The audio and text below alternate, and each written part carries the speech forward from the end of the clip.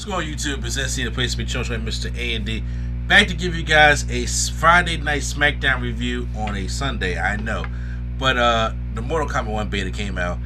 I was focused on playing on that all weekend because I'm going to be busy Sunday and Monday. So I lose 2 days. I'll be working 12 hours and I'm going to be they were going on family vacation. So I'm not going to be here. So I'm like, I got to play this beta, okay? And Smackdown was not priority, even though it was Edge's celebrate 25 years of Edge. So I did make sure I go back there and check the things out, and did have it on, like I said, in the background. But I did pay attention to all the Edge stuff, and I thought it was really good because it takes place in the Scotiabank Arena in Toronto, Ontario, Canada. So as you knew, Edge had said before that he wants to retire in Canada. Okay, so the question is, like, was this going to be his retirement match, or was this just going to be his last match in Canada? Like, what was going on? But he had his family in the front row. That Phoenix was there with their daughters and things like that. And I was like, well, you already know him and Sheamus is going to throw down tonight. But we're going to talk about all the other stuff that's going on in SmackDown and things like that, because honestly, this was it was a bloodline-less show.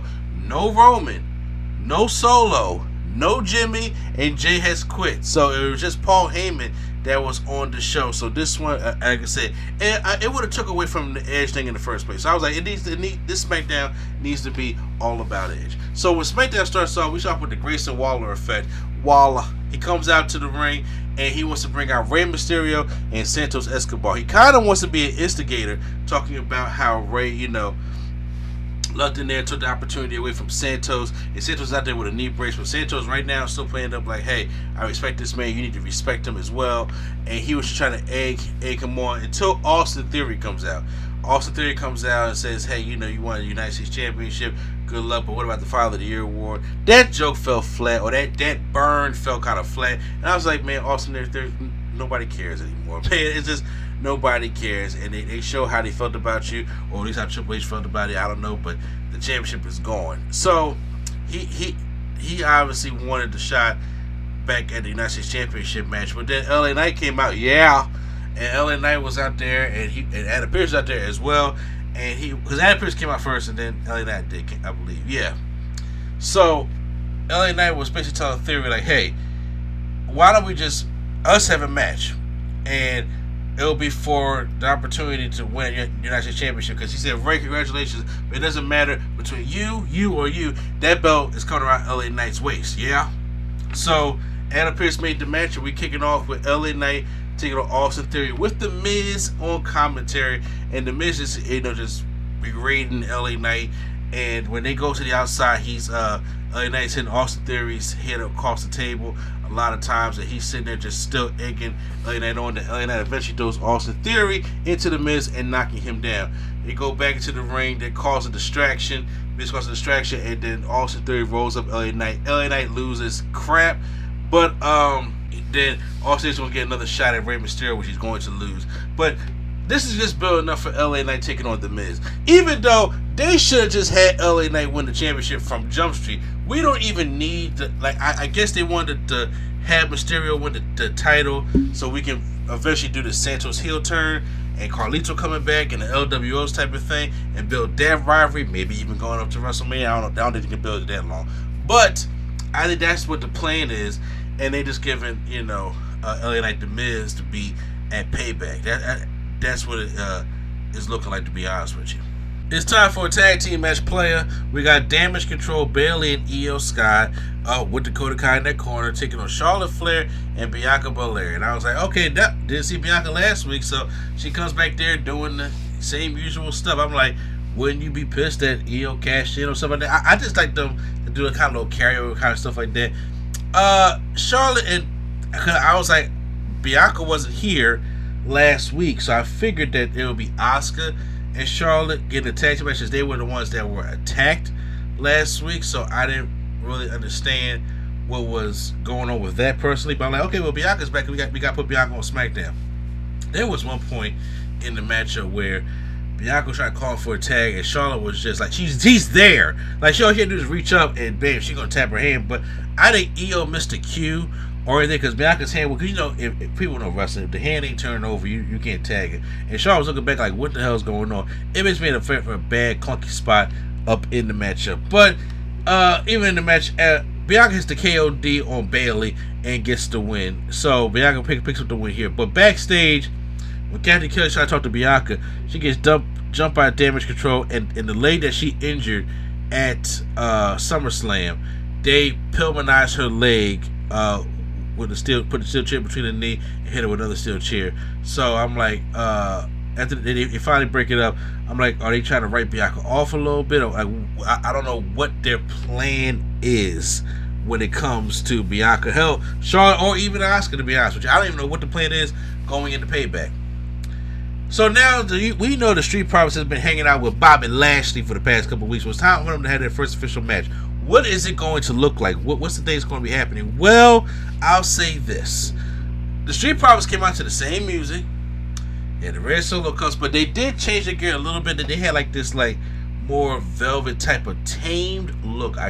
Basically what I can say between them. And they came out and they were hot. And they just basically went up there just to beat down the OC.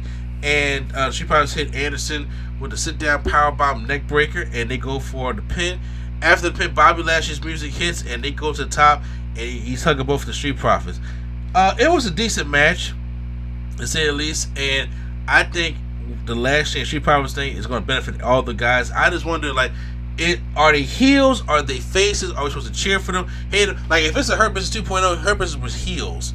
So I was like, okay, I'm all for it. I'm gonna cheer for the Hurt Business. I love the Hurt Business. I love the Hurt Business. Okay, but I'm like, I don't know which way this one is going. I try to let it cook for a little bit. I understand, let it cook for a little bit. But I'm like, but now when it comes to presentation, we gotta understand what this group is, what their motives are, and how we should view them. So that's what I'm kind of waiting for right now.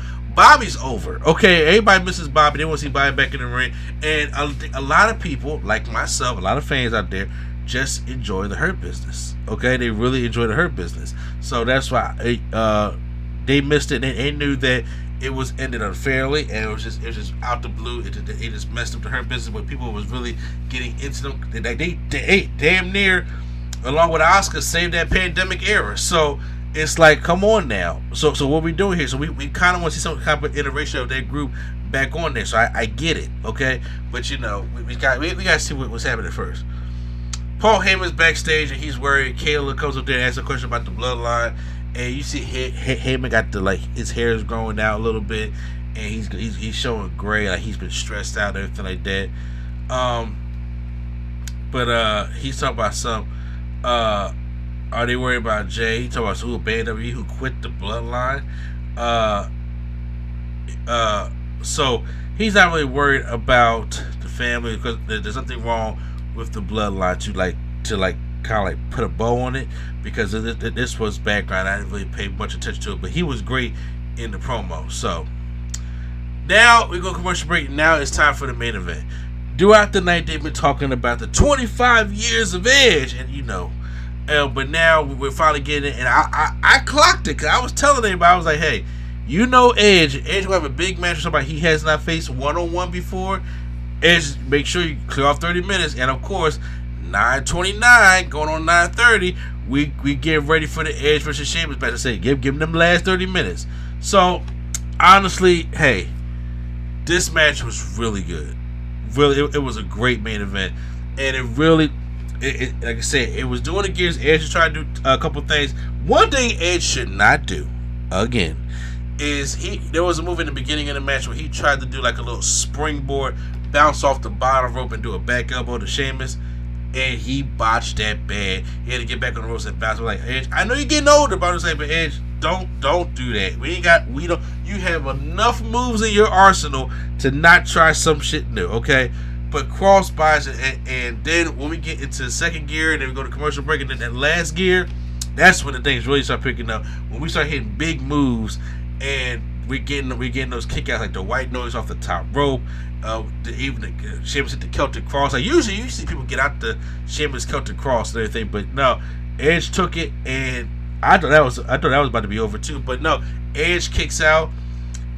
Sheamus goes for the double knee, that he gets a bro kick, and Edge kicks out the bro kick. Sheamus kicks out of a spear. Like it was crazy. The fans was really eating this up because we really did not know what it was going to be with this matchup. But at the end, Edge does spear Sheamus for a second time and wins the match clean. After the match, Edge and Sheamus hug, and as soon as they hug, that's when SmackDown went off the air for us.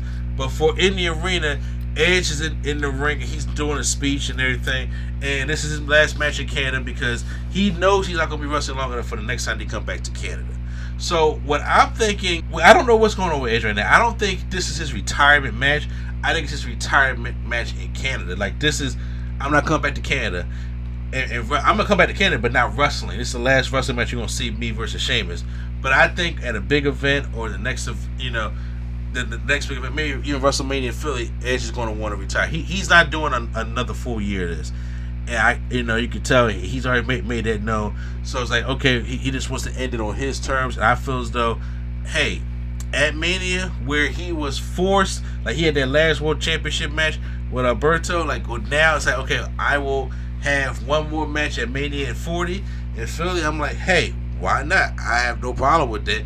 And he could probably retire then. That's how I feel it's going to be. But I have more thoughts about how I feel about Edge, stuff like that, on the podcast when we record the podcast.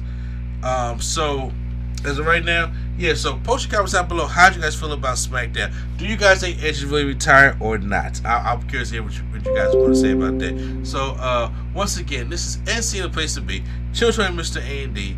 And the Nerd Coalition is out. And like I said, I'm sorry I have not been doing the consistent Raw and AEW review, stuff like that. SmackDown's an easier watch than a lot of the other shows. And Dynamite too. I talk about Dynamite on Wednesdays, and like I said, Collision, I'm still trying to get used to the Saturday PLEs. So when Collision's on there, I'm like, if I catch it, I'm watching it.